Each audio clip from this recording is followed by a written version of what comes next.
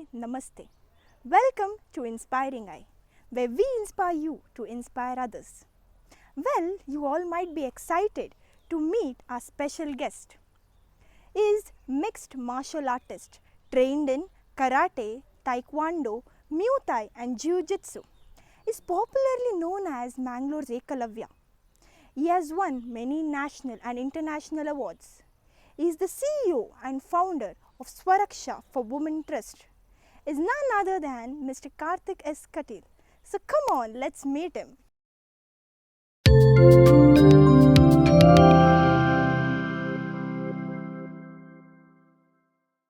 Hello sir, Namaste. Namaste. Welcome to our show. Thank you. I'm so happy that we could finally make this.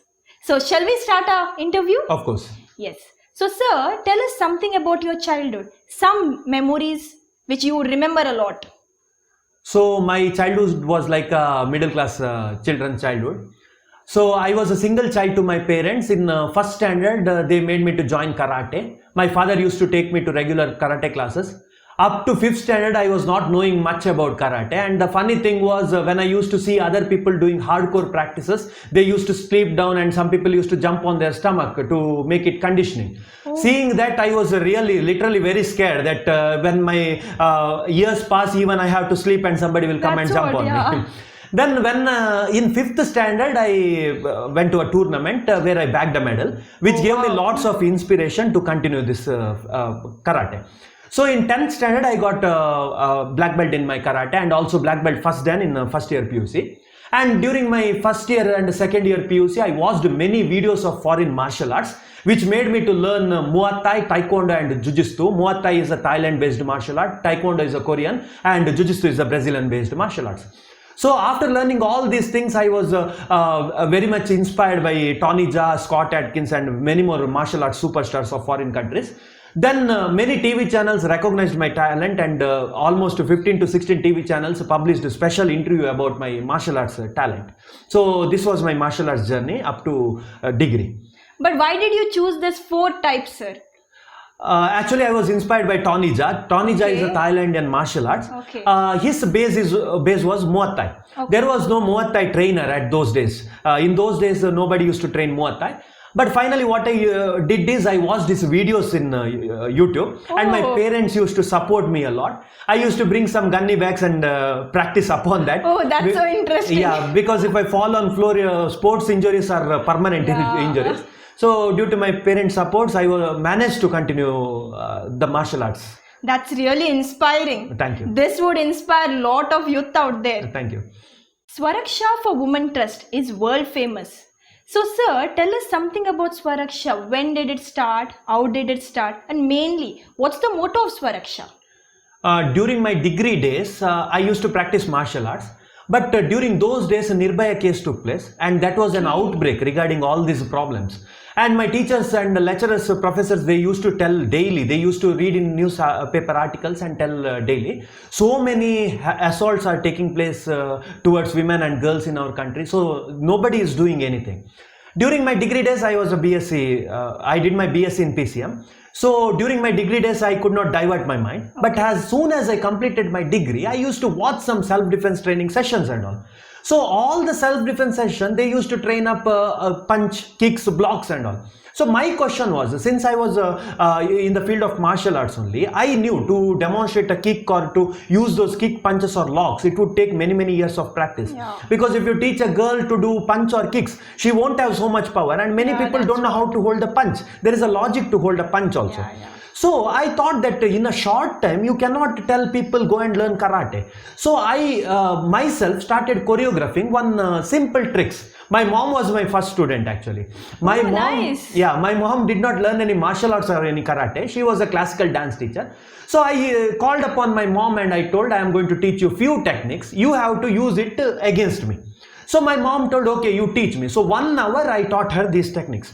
And after that I told, now you are well versed in these techniques. I am going to attack you and you have to do whatever is necessary. Okay, wow. And I attacked in my own form and she used a simple technique which made me to damage. I got completely damaged for 5 to 10 minutes I took to recover. So that made me more confident that these new techniques would do some changes in especially girls and women. So what I did was, my first program took place on August 6th, 2014 at Besant Women's College. There Radio Mirchi had organized a program named Swaraksha. So there I was invited as a resource person, and there I got so much of inspiration, because nearly 400 to 500 students gathered there. And my program almost took 1.5 hours to 2 hours. Usually their principal used to tell after 3:30 no student used to stay, because they were getting late to their buses, trains, etc. But this program almost got over by 4:30, and not even a single student moved away from the crowd. So that made principal to tell, please do not stop this program. This has something uniqueness in it, and these are very simple, that even a girl who thinks she is not capable of defending herself also can use these techniques and defend herself. So that inspiration made me to continue. So 2014 August 6th I stepped into this particular Swaraksha field. And 2017 April I established Swaraksha for Women Trust with the support of my mom. So now Swaraksha for Women Trust is a copyright and a trademark also. Oh, really nice. So training women to protect themselves is really great. Yeah, thank you. Yeah. So now that you have achieved so much success in your life, that you have trained nearly 1.65 lakh women and 1,000 plus workshops you have conducted. Am I right? Yes, obviously. Yeah. So how do you feel, sir? Actually, if you call it as a big success, I would tell no, it is the first step of success, because 1.65 lakhs of people is just a small community in the entire crowd, because we have crores of people right there. Okay. So what I usually think is 1.65 lakhs of people what I have trained, hundreds of girls have survived also using the same tricks. Various newspapers have published the survival report also. But my intention is to train each and every girl should know this technique, and she should be capable of defending herself in any types of attacks. This is my motto. But about the feeling, there are a lot more work to do, because my intention is to train each and every girl till the end of my life with the support of my mom. So this is a mom and son duo program actually, the Swaraksha for Women. So yeah, this is really impressive. Son and mother duo is really great. Yeah, thank you. Sir, usually ಒಬ್ಬ ಮನುಷ್ಯ ತಮ್ಮ ಜೀವನದಲ್ಲಿ ಒಂದು ಗುರಿ ಮುಟ್ಟಬೇಕಾದ್ರೆ ತುಂಬ ಕಷ್ಟವನ್ನು ಎದುರಿಸುತ್ತಾನೆ. So what way your struggles that you faced in your life? Obviously, the first challenge what we used to face is how to gain trust from people. We wanted them to trust our program, because many a times what happens, they think that this program is just a karate program. They come and teach kicks, punches, locks, which cannot be done, which can be usually watched as a demonstration. But then what happened, those who witnessed our program, they understood the quality, they understood the uniqueness. And you may not believe, those who have organized our program, they have invited me 7 to 8 times also. When the new batches start in their college, they obviously invite me to train the new batches. But those who have not watched, see, there are 3 types of people. First type of people, they will obviously hear to others' opinion. If they suggest you something, they will take up it and organize a program. Second type of people, they believe seeing is believing. They don't believe in all this word of mouth. They watch our program, then believe. But the third type of people, they don't want to listen to any suggestions, and second thing, they don't want to believe also. They don't want to see also. Yeah. But unfortunately, 75% of people are filled with this third category. So those who have witnessed our program, they obviously organize our program every year. Those who have not witnessed our program, they sometimes due to other suggestion, they invite us, and after watching they start believing, then they start organizing our program. But this third type of people, it's very, very difficult to convince them. So this was the first hurdle. Second hurdle what we usually face is the financial problems. We don't have any government support, or we don't have any particular company sponsor or CSR funding for this particular program. And during the initial days, our program used to go on with the zero financial support. My dad used to be my backbone. He, from his salary, used to give us money, and we used to spend it for the programs. But the problem was, if we travel to Bangalore, hardly, if we get 500 rupees, that was the maximum amount what we used to get. So for 500 rupees, if you calculate if you take up a bus also, even your bus charge won't be filled. Yeah, that's right. So what to do? 500 rupees, 600 rupees we used to get, and sometimes zero. Out of so many sessions, 155 institution, that is underprivileged institution, we did not charge even a single rupee. It went on for free. So all this happened because of my parents' support there. Then some teachers who witnessed our program, they used to tell, today it's my son's birthday, I watched your program has to continue, and they used to give 1,000 or 2,000 rupees, which we used to use for other schools. So this was all the challenging hurdles. And the third thing, even hurdles, it's not stopped now. Because how to convince people that this program is something unique? For majority of the people who have not witnessed, they judge it. They judge it like we have watched a karate program, and now government has done a compulsory karate for high school students. And whenever we approach a principal, high school HM, they usually tell we have karate. We don't need all these things. So our program is not based on karate. There is no kicks, punches, blocks here. Our program has been purely choreographed based on real life incident and basic psychology. And the third thing is this program has choreographed by us and copyrighted in the name Karthik Swaraksha for women, and we have got all India trademark also. So if we tell copyright, many people will never come to know. So if we got copyright, there must be something unique. If we copy somebody's others, we are not going to get copyright. So how to convince this is a big hurdle. But now many people who have watched our program, they organize it, and that made me to reach 1,65,000 students.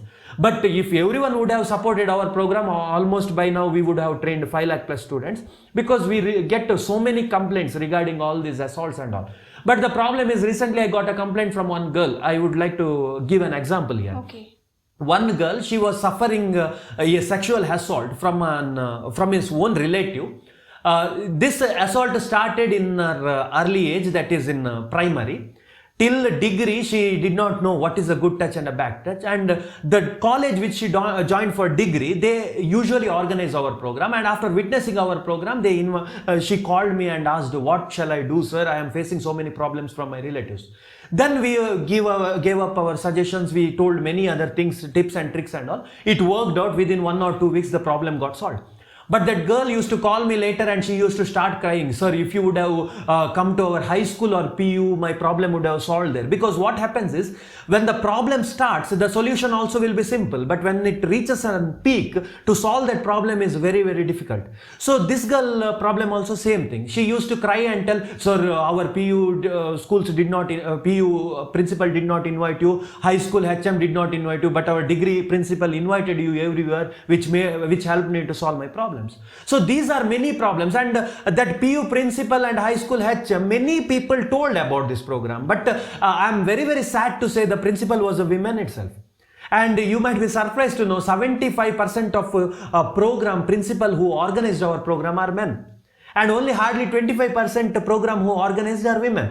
And majority of the times when we contact a women principal, they always give us reasons. We have school day, college day, fashion day, etc.